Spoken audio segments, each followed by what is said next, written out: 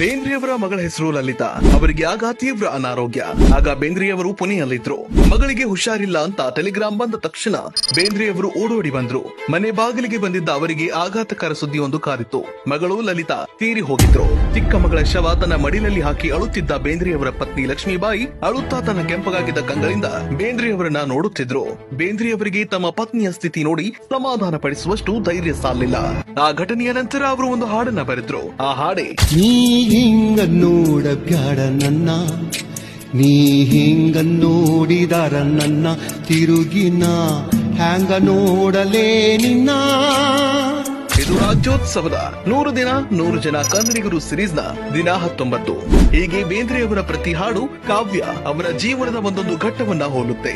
ಅವರೇ ಹೇಳಿರುವಂತೆ ಸರಸವೇ ಜನನ, ವಿರಸವೇ ಮರಣ, ಸಮರಸವೇ ಜೀವನ ಎಂಬುದು ಅವರ ಬದುಕನ್ನ 3 ಸಾಲಿನಲ್ಲಿ ಹೇಳಿದಂತೆ. ಮರಾಠಿ ಮೂಲದ ಕುಟುಂಬವಾದ್ರೂ ಕೂಡ ಕನ್ನಡ ಕರ್ನಾಟಕ ಏಕೀಕರಣಕ್ಕೆ ಬೇಂದ್ರೆಯವರ ಶ್ರಮ ಅವಿಸ್ಮರಣೀಯ. ಕನ್ನಡಕ್ಕೆ 2ನೇ ಜ್ಞಾನಪೀಠ ಪ್ರಶಸ್ತಿಯನ್ನ ತಂದುಕೊಟ್ಟಿದ್ದು ಬೇಂದ್ರೆಯವರ ಸಾಹಿತ್ಯ. ಅವರ ಹಾಡುಗಳು ಮತ್ತೆ ಮತ್ತೆ ಕೇಳುವಂಥವು. ಯಾಕಂದ್ರೆ ಅದರಲ್ಲಿ ಒಬ್ಬ ಪತಿ, ಒಬ್ಬ ಅಪ್ಪ ಹಾಗೂ ಒಬ್ಬ ಅಪ್ಪಟ ಕನ್ನಡಿಗನ ಮಾತುಗಳಿದ್ವು.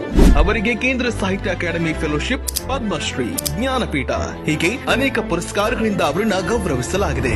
ಇಂಥ ಬೇಂದ್ರೆ ನಮ್ಮ ನಾಡಲ್ಲಿ ಹುಟ್ಟಿದ್ದು ನಮ್ಮ ಹೆಮ್ಮೆ.